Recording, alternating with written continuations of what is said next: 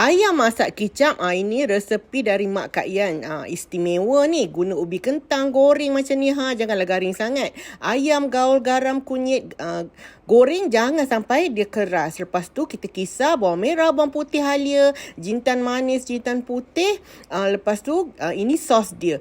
Cili kering, kicap cair, semualah ada bahan-bahan kat bawah. Cili sos, kicap tamil lah selalu bubuh, kicap pekat, garam, garam tak bubuh gula je.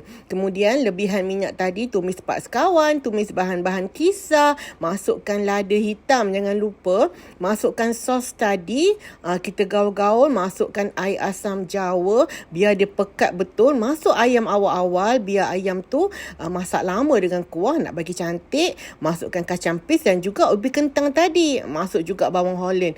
Nampak cantik kan? Ini yang dikatakan istimewa. Mak selalu masak untuk tetamu istimewa.